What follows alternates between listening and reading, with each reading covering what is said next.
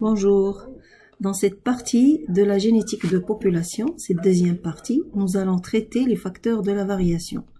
C'est-à-dire quels sont les facteurs qui vont entraîner au niveau d'une population une évolution, c'est-à-dire une variation de fréquence, que ce soit fréquence allélique, génotypique ou phénotypique.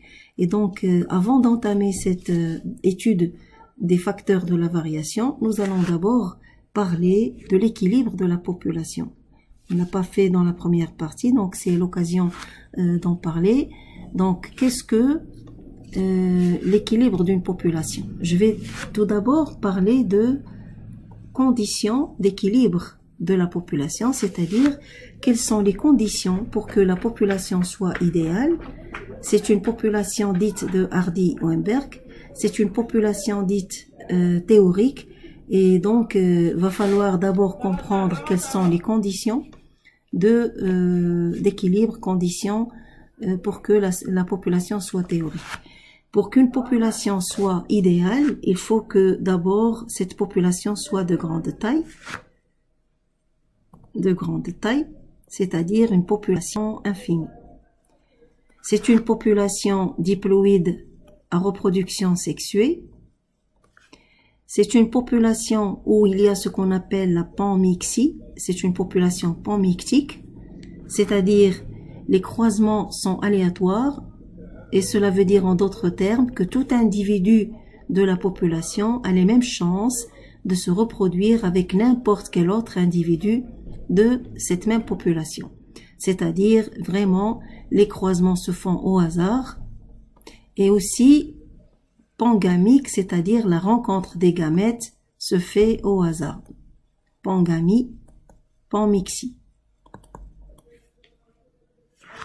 Une autre condition d'équilibre ou de stabilité de la population, c'est que c'est une population à génération discrète. Ça veut dire les croisements se font au sein de la même génération.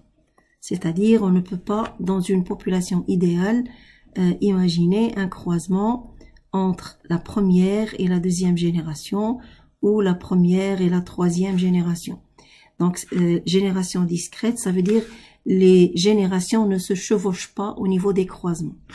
C'est une population où il n'y a pas de mutation, c'est-à-dire pas de modification du matériel génétique.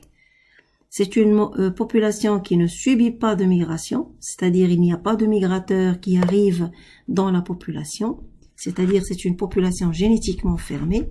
Et enfin, c'est une population où tout individu a les mêmes chances de survivre et de se reproduire, c'est-à-dire c'est une population qui ne subit pas de sélection naturelle. Donc une fois ces conditions sont présentes, cette population va connaître des fréquences alléliques, phénotypiques et génotypiques stables de génération en génération. Et donc dans cette population, on va trouver cette modélisation mathématique, c'est-à-dire P carré plus 2PQ plus Q carré. Je rappelle d'après les calculs qu'on avait appliqués dans la première partie, P carré c'est la fréquence du génotype dominant. Si je choisis par exemple D, F de grand A par exemple, c'est P carré. F de petit a, c'est Q carré, c'est R. C'est F de petit a. Et bien sûr, de PQ, c'est F de grand A petit a, c'est-à-dire la fréquence du génotype hybride. Donc, c'est comme la relation D plus H plus R est égal à 1. Mais ici, si j'utilise les fréquences alléliques, P et Q, la relation entre les fréquences alléliques P plus Q est égale à 1, va devenir à la génération suivante. Si je connais les fréquences alléliques, je connaîtrai les fréquences génotypiques, fréquence du génotype dominant, plus fréquence du génotype hybride, plus fréquence du génotype récessif, c'est aussi égal à 1. Et bien sûr, si je passe des fréquences alléliques aux fréquences génotypiques, je peux également, dans l'autre sens, aller des fréquences génotypiques aux fréquences alléliques. Tout simplement, cela veut dire que c'est une population en équilibre C'est une population où les fréquences se conservent de génération en génération. Et donc maintenant, étant donné qu'on a jeté un coup d'œil sur une population en équilibre, on va se demander quels sont les facteurs qui vont entraîner le déséquilibre de la population, c'est-à-dire l'évolution de ces fréquences. D'après ce qu'on vient de discuter sur les facteurs qui entraînent l'équilibre, nous avons pas de migration, pas de mutation. Donc voici deux facteurs d'évolution. Ça veut dire si une population subit la migration ou subit la mutation, c'est sûr qu'elle va évoluer. Et donc on va voir comment vont agir la migration et la mutation pour faire évoluer une population. D'autre part, on va dire une population panmictique, c'est que les croisements se font d'une manière aléatoire au hasard. Et donc, quel est le facteur qui est contre la panmixie? C'est un facteur qu'on appelle la dérive génétique. Donc, si une population subit la dérive génétique, c'est que c'est une population qui ne va plus rester en équilibre et donc elle va évoluer. Et bien sûr, le quatrième facteur, c'est la sélection naturelle. Ça veut dire les individus n'ont pas les mêmes chances de vivre ni de se reproduire, ou bien pas les mêmes chances de vivre ou de se reproduire. Donc on va voir la sélection naturelle. Donc si je résume, les facteurs de la variation, ce sont les facteurs qui entraînent une évolution de la population et sûrement ça se traduit par la variation des fréquences. Je vais les résumer de la manière suivante, selon leur façon d'agir sur la population. Nous allons voir des facteurs qui ont une action directe sur les allèles, action directe sur les allèles.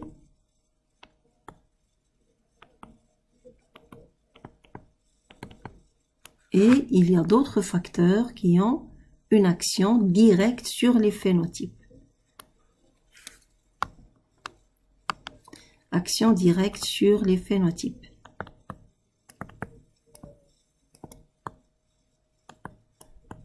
Ils vont deux par deux, c'est-à-dire les facteurs à action directe sur les allèles sont la mutation d'une part, la migration d'autre part.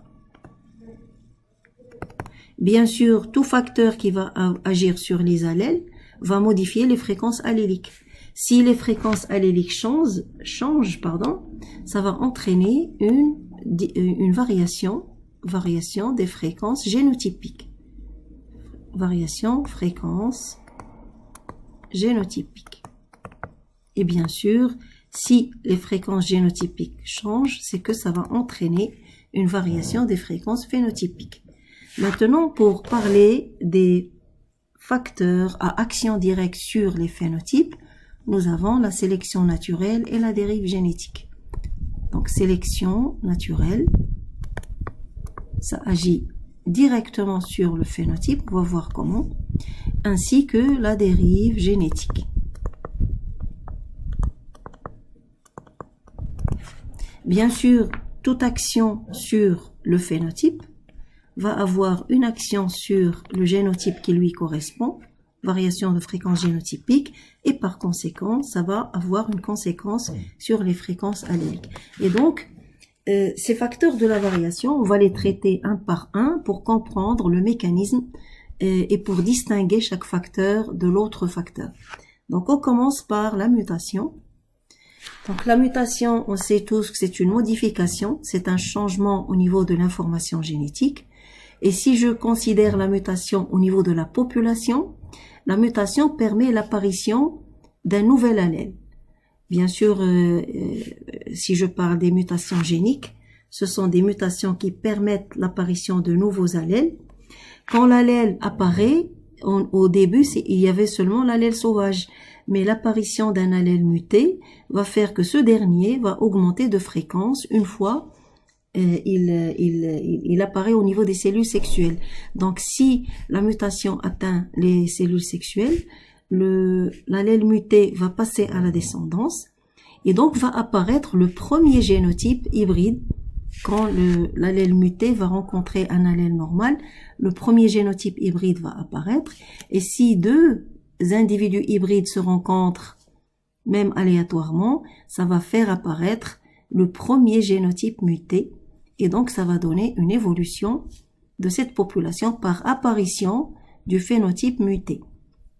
Et donc, on voit bien, la mutation fait apparaître un nouvel allèle. L'allèle va voir sa fréquence augmenter. Et bien sûr, ça va donner une variation des fréquences génotypiques et par conséquent, une variation des fréquences phénotypiques. Bien sûr, même les autres mutations vont entraîner des changements au niveau de la population. J'ai pris seulement un exemple. Malgré le fait que la fréquence des mutations soit faible, ça va avec le temps, c'est-à-dire avec la succession des générations, ça va donner avec le temps une variation du pool génique de la population, c'est-à-dire par apparition de nouveaux génotypes, et donc ça va donner un enrichissement, c'est-à-dire une augmentation de la diversité au niveau de la population. Donc la migration est un facteur qui fait évoluer la population dans le sens de l'augmentation de la diversité. Pour la migration, je prends le modèle le plus simple pour montrer le mécanisme de la migration. Ici, c'est une population qui a un phénotype vert, et là, nous avons une population de la même espèce et qui a un phénotype brun. Si j'ai des individus de la population brune qui passent par migration vers la population verte, et surtout si les migrateurs se reproduisent avec la population accueillante, le migrateur va introduire un nouvel allèle dans cette population qui les reçoit, et donc ça va entraîner l'apparition du premier génotype hybride, et par conséquent, ce nouveau phénotype va apparaître chez les descendants de cette population. Et donc ça, c'est un changement radical. La migration introduit de nouveaux allèles dans la population qui reçoit les migrateurs. Bien sûr, plus le flux migratoire est important, plus l'influence de la migration est forte. Et nous avons un deuxième modèle lorsque les migrateurs ne vont pas influencer par introduction d'un nouvel allèle. Par exemple, je prends ici population numéro 1, population numéro 2.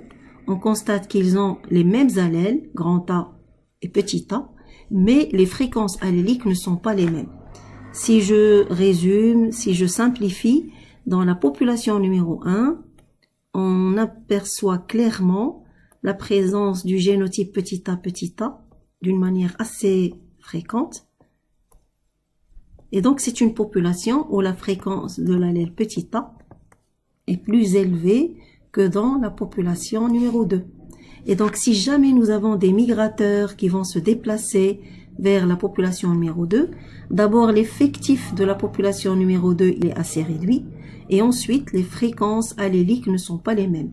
Et donc, si les migrateurs vont partir vers la population numéro 2, nous allons, après la migration et après la reproduction des migrateurs avec les individus de la population 2, nous allons voir la fréquence de l'allèle petit a augmenter aux dépens de la fréquence de l'allèle grand A. Et donc, ça va entraîner une modification de la population. Ce ne sera plus la même population de départ, elle va donc évoluer.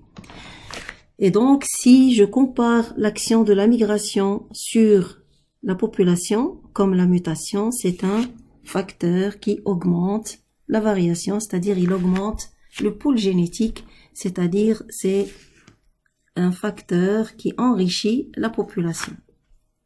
Maintenant, pour la sélection naturelle, donc j'ai commencé ici le premier facteur qui a une action directe sur le phénotype. D'abord, je rappelle ce qu'est la sélection naturelle. La sélection naturelle, c'est un phénomène qui se caractérise par le fait que le milieu va agir d'une manière différentielle selon le phénotype. Ça veut dire qu'il y aura un phénotype favorisé dans le milieu, et donc ce phénotype favorisé va avoir plus de chances pour transmettre ses allèles. Et je vais prendre un exemple. Si je prends la première photo à droite, dans cette photo, nous avons deux phénotypes de la même espèce d'un papillon qu'on appelle la phalène du bouleau. La phalène du bouleau, c'est une étude qui a été faite en Angleterre. La phalène du bouleau, c'est un papillon nocturne. Donc le jour, il se repose. Ici, il se repose sur les troncs d'arbres. Donc je vais voir, voici la forme typica, c'est-à-dire la forme claire du papillon. Et voici la forme sombre du même papillon. Elles sont de la même espèce. Sauf que c'est la forme sauvage, c'est cette forme claire, alors que la forme sombre, c'est une forme mutée. Ici, la forme claire, on voit clairement qu'elle se camoufle très facilement sur les troncs des arbres. Et donc, si les deux formes se déposent sur les troncs des arbres, c'est la forme sombre qui sera défavorisée. Ça veut dire que les prédateurs vont voir plus facilement la forme sombre et donc ils vont manger plus facilement cette forme. Alors que la forme claire, étant donné qu'elle est immobile le jour, étant donné qu'elle est camouflée sur les troncs d'arbres, donc il y a plus de chances de survivre et de transmettre ses allèles. Donc ça c'est un exemple pour une zone qui n'est pas polluée. Si je passe dans une zone polluée, alors je prends la deuxième photo à gauche, voici, je vais détecter les deux formes. Voici la forme claire qui est très visible sur le tronc d'arbre. Les troncs d'arbres, quel est le lien avec la pollution? Pourquoi ils deviennent bruns? Pourquoi ils deviennent foncés? Parce que justement, la pollution fait disparaître les lichens qui se trouvent sur les troncs d'arbres dans une zone non polluée. Parce que les lichens sont des petites plantes, algues champignons, une association algues champignons qui, dont certaines espèces ne résistent pas à la pollution. Donc c'est le cas ici d'une zone polluée par l'industrialisation. C'est une zone appelée Birmingham en Angleterre. Dans cette zone, tellement il y a eu de la pollution que les troncs d'arbres ont été découverts et donc la couleur réelle du tronc d'arbre est apparue. C'est une couleur sombre. Donc sur le tronc d'arbre sombre, la forme mutée a plus de chances de se camoufler et donc elle est plus apte à transmettre ses allèles. Alors que la forme claire, puisqu'elle est visible, donc elle sera la cible des prédateurs et donc elle sera mangée plus fréquemment, plus facilement. Et donc j'aurais dit que dans un milieu pollué, la forme sombre a plus de chances de transmettre ses allèles, c'est-à-dire c'est une forme favorisée dans le milieu. Et donc en conclusion, pour la sélection naturelle, c'est le milieu qui va ou bien offrir plus de chances à un phénotype à rester, c'est le phénotype le plus adapté, alors que le phénotype défavorisé a moins de chances parce qu'il est moins adapté aux conditions du milieu. Et donc c'est le cas de plusieurs poissons, plusieurs insectes, par exemple les insectes qui ressemblent à des feuilles d'arbres, ou bien les poissons qui ressemblent à leur substrat. Il y a les sols qui se camouflent dans les sables, les sols qui se camouflent dans les rochers, et par exemple les céphalopodes qui sécrètent de l'encre pour se camoufler. Bien sûr, ce sont des espèces qui ont des caractéristiques qui permettent à ces espèces, à ces phénotypes de résister, de rester plus longtemps, de transmettre leurs allèles parce qu'ils sont adaptés à leur milieu. Et donc, la sélection naturelle, elle a une action directe sur le phénotype. Et si je schématise l'action sur l'allèle, si je prends par exemple l'allèle de la forme claire, l'allèle de typica, c'est un allèle muté, je vais l'appeler petit n. L'allèle sauvage, pardon, je m'excuse, l'allèle sauvage, c'est l'allèle de typica, donc c'est l'allèle, je veux dire récessif, je voulais dire. Donc l'allèle récessif, c'est l'allèle responsable de la forme claire. C'est celui de typica, c'est-à-dire la forme claire du papillon. Alors que l'allèle muté, c'est un allèle sauvage, je veux dire dominant. Il est dominant. Je vais le noter grand C, Carbonaria, et typica petit c. Je vais prendre plus simple comme ça. Si je prends par exemple dans une zone polluées, telles que Birmingham, au début, avant l'industrialisation, il n'y avait pas de pollution. Donc, c'était la forme typica qui était dominante. Elle avait une fréquence allélique, fréquence de l'allèle sauvage. Donc, sauvage, je vais le mentionner en noir. Fréquence des allèles, donc le sauvage en noir. Comme ça. Donc, l'allèle petit c, il avait une fréquence égale à 1. Juste après l'industrialisation, est apparue la forme sombre. Donc, elle était pas présente, mais elle est apparue juste après l'industrialisation. Depuis le moment où l'industrialisation s'est installée dans certaines zones britanniques, il y a eu apparition de la forme mutée. Et depuis ce moment-là, puisque les troncs d'arbres se sont découverts, la forme claire a connu une diminution de sa fréquence d'une manière progressive, alors que la forme sombre va connaître une augmentation progressive de sa fréquence. Et donc la sélection naturelle, elle se caractérise par une variation progressive des fréquences alléliques. Ça c'est pour l'allèle muté. Et bien sûr, le noir, c'est pour l'allèle sauvage. Alors, je voudrais seulement mentionner qu'à la fin de la sélection naturelle, il est possible que l'allèle muté soit fixé, c'est-à-dire il devienne à une fréquence égale à 1, et avec le temps, il est possible que la forme sauvage disparaisse de ce milieu tant que le milieu offre plus de chances à la forme mutée.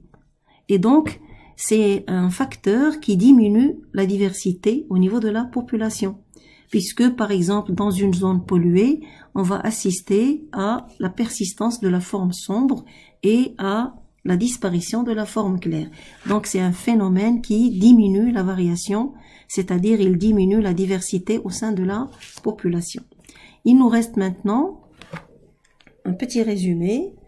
Donc, la sélection naturelle, c'est lorsque les membres d'une population, les individus d'une population n'ont pas les mêmes chances de survie et de reproduction, et donc pas de chance de transmettre les allèles parce qu'ils ont moins de chances de s'adapter dans leur milieu. Donc, bien sûr, on sait bien que le plus adapté va transmettre ses allèles et le moins adapté, le phénotype le moins adapté va moins transmettre ses allèles jusqu'à peut-être sa disparition de cette population. Et donc, en conclusion, la sélection naturelle, elle réduit la diversité génétique au niveau de la population. Le dernier facteur de la variation, c'est la dérive génétique. La dérive génétique se caractérise par l'absence de la panmixie. On va voir quelles sont les possibilités de ne pas avoir la panmixie dans une population. Donc, nous allons prendre l'exemple du schéma en haut à gauche. Nous avons par exemple là une population qui se caractérise par la fréquence de la forme verte. Je vais juste simplifier le modèle. Donc, la forme verte, je vais faire comme ça. C'est 3/9 avant la catastrophe. Et la fréquence de la forme brune, c'est de 6/9. Après la crise, voici ce qui est resté de la population. Si les individus de la population restante, de l'échantillon restant, vont se reproduire entre eux, ils vont donner des fréquences différentes. C'est-à-dire, la forme verte va avoir une fréquence de 1/7 et la forme brune va avoir une fréquence de 6/7.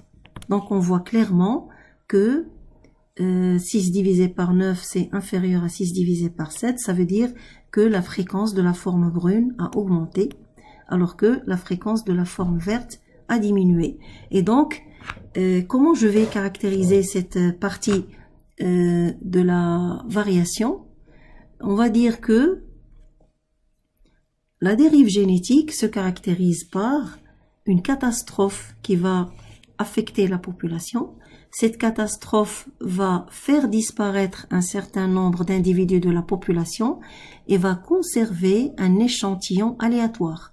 Qu'est-ce qu'on veut dire par échantillon aléatoire? L'échantillon aléatoire qui a résisté ou qui a survécu, il a des fréquences qui sont différentes de la population de départ. Et donc, cet échantillon aléatoire, quand il va se reproduire, c'est-à-dire les individus de l'échantillon vont se reproduire entre eux, il va donner une population dont les fréquences sont différentes de la population initiale. Ceci s'appelle le goulot d'étranglement. Donc, par exemple, étant donné en haut que la population est assez vaste, assez étendue, elle a une certaine fréquence allélique. Mais si la population subit une crise, elle est schématisée ici par un goulot, c'est-à-dire un rétrécissement au niveau de... C'est comme si la population a subi une crise qui a fait disparaître la majorité des individus et seul a résisté ou a survécu un petit échantillon qui est aléatoire. Si je compte les allèles restants, je vais avoir la fréquence de l'allèle grand A qui est devenue supérieure à 0,5. Donc au début, j'avais la fréquence de l'allèle grand A. Donc c'est aléatoire. Vraiment, le goulot d'étranglement, si je simplifie le modèle d'une autre manière, je peux l'écrire comme ceci. Par exemple, voici une population avec le phénotype que j'ai schématisé ici en noir. Et ici, je vais schématiser un autre phénotype en rouge. Je vais les mettre à égalité au début. 7, 8. Donc 8, 8. Si je prends par exemple au début sans la crise, avant la crise, la fréquence de ce phénotype est égale à 8 sur 16. Et bien sûr l'autre, la fréquence de ce phénotype est égale à 8 sur 16. Donc 0,5, 0,5. Supposons que cette population a subi une catastrophe naturelle, c'est-à-dire une partie de la population va disparaître. Je vais supposer que la catastrophe naturelle, par exemple, c'est un incendie dans une forêt qui a détruit toute cette partie de la forêt. Donc la dérive génétique va se sentir d'autant plus que les survivants vont constituer une toute petite population, c'est-à-dire une population réduite. Voici ce qui a survécu. Si je compte les fréquences, c'est vraiment aléatoire. On aurait pu avoir la catastrophe du haut vers le bas et on aurait une autre fréquence. Et donc, c'est vraiment un phénomène aléatoire. Donc, si je schématise après la catastrophe, que ce qui s'est passé, la fréquence de ce phénotype est devenue 3 sur 4, alors que la fréquence du deuxième phénotype est devenue 1 sur 4. Et donc, on voit bien que l'échantillon est aléatoire parce que la catastrophe est arrivée au hasard dans cette zone-là. Et donc, elle a épargné cette partie. Et donc, c'est un échantillon aléatoire. Si je suppose, par exemple, que l'échantillon va se développer, il va donner une nouvelle population. Et si jamais une autre catastrophe va survenir, ça va donner un autre échantillon aléatoire avec d'autres fréquences. Et donc, si je schématise l'action de la dérive génétique, ou bien j'ai le schéma du goulot d'étranglement, ce que je viens de voir par moment ici. Donc,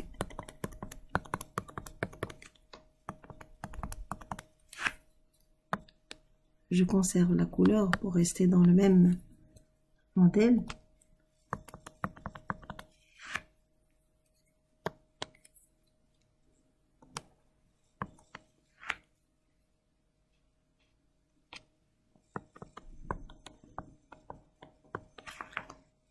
Alors, donc ici, c'est vraiment une partie de la population qui a disparu et seul un échantillon aléatoire a survécu. Ça, c'est ce qu'on appelle le goulot d'étranglement. Alors, le goulot d'étranglement dans la nature, ça peut être, par exemple, pour les populations humaines, les épidémies, les guerres. La guerre a le même effet. Épidémie, par exemple, pour le cas du corona, le cas de la peste dans le passé, le cas de la rage, tuberculose, beaucoup d'épidémies dans le passé, elles donnaient cet effet de goulot d'étranglement au niveau des populations. La lèpre aussi. La lèpre, il y avait des villages où la majorité des gens étaient morts à cause de cette maladie contagieuse. Il y a aussi les catastrophes telles que les inondations, les incendies, les explosions de volcans, etc. Donc c'est vraiment une liste assez longue, mais ça entre dans le cadre des catastrophes qui peuvent affecter une population. Le deuxième modèle, pour ne pas oublier l'action de la dérive génétique qui se fait d'une autre manière, c'est-à-dire sans catastrophe, je prends le cas de choix de partenaires selon des critères qui n'ont rien à voir avec les fréquences alléliques ou génotypiques. Ça veut dire qu'il n'y a pas de reproduction au hasard, mais ce n'est pas par catastrophe. Donc je prends par exemple, je vais schématiser, symboliser, comme tout à l'heure. Et je vais prendre le deuxième phénotype.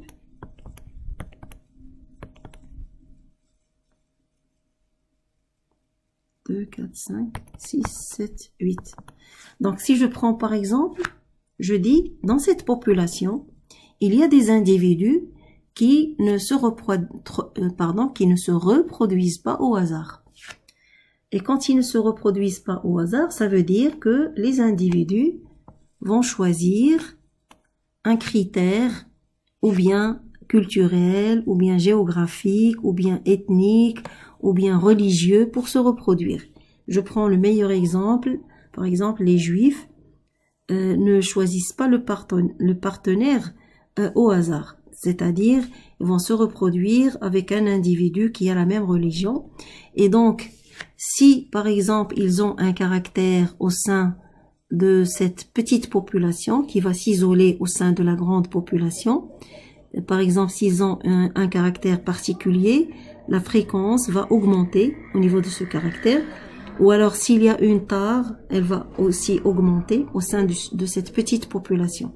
Donc ici, que s'est-il passé? Les individus de ce petit échantillon aléatoire, je peux montrer que c'est aléatoire d'après les fréquences. Si je prends la population de départ, c'était comme tout à l'heure, le rouge c'était 8 sur 16 et le noir c'était 8 sur 16. Mais après l'isolement, ça c'est un isolement géographique, religieux, ethnique, etc. Ici j'ai surtout parlé de l'isolement religieux, par exemple chez les Juifs. Après l'isolement, nous aurons ceci. Fréquence du noir est devenue 2/3 au lieu de 1/2. Et la fréquence du rouge est devenue 1/3. Ce phénomène s'observe aussi dans certaines sociétés occidentales par les mariages incestueux. Il y a certaines familles qui aiment conserver leurs biens et donc ils marient leurs enfants et je ne sais pas comment, mais j'entends parler de ça. Ce sont des mariages incestueux et qui vont augmenter les tares, par exemple, de la famille, ou là, les anomalies, ou alors certains caractères qui normalement devraient être dilués dans la population, ils deviennent de plus en plus concentrés et donc leur fréquence va augmenter parce que la panmixie est absente. Donc si le deuxième modèle, les individus qui n'ont pas participé à la reproduction, que j'ai ici entouré en rouge, ne subissent pas la panmixie, ce n'est pas parce qu'ils sont éliminés, mais ils ont été non sélectionnés dans la reproduction. Ça veut dire ils n'ont pas assisté à cette reproduction avec l'échantillon aléatoire. Parce que ce sont des individus qui se sont isolés de cette population. Ils ont choisi de se reproduire entre eux. Ça s'appelle l'effet fondateur. L'effet fondateur. Donc la dérive génétique, c'est un phénomène aléatoire. Il se fait sentir dans des populations à effectifs réduits, ou bien il a un aspect sous forme de goulot d'étranglement, ou bien sous l'action d'un effet fondateur. De toute manière, que ce soit le goulot d'étranglement ou l'effet fondateur, il y a l'absence de l'apommixie, c'est-à-dire il y a des individus qui vont être en reproduction entre eux et les autres ne seront pas partenaires dans cette reproduction. Et donc ça va donner vraiment un échantillon aléatoire et cet échantillon aléatoire en se développant va donner une population tout à fait différente de la population initiale. Si on projette à travers les générations l'évolution des allèles, ça va être tout à fait différent de la sélection naturelle parce que les variations alléliques sont fluctuantes, parce que c'est aléatoire. Donc par exemple, on peut avoir un allèle qui va subir des fluctuations jusqu'à ce qu'il soit fixé. Et l'autre allèle, ici par exemple en vert, un autre allèle va subir des fluctuations aléatoires jusqu'à être éliminé. Et donc, la dérive génétique, comme la sélection naturelle, elle diminue aussi la diversité, c'est-à-dire elle diminue la variation. On va essayer de voir une petite conclusion. La dérive génétique aussi, elle réduit la diversité génétique, parce qu'on a vu que la dérive génétique peut se terminer par la fixation d'un allèle et l'élimination d'un autre.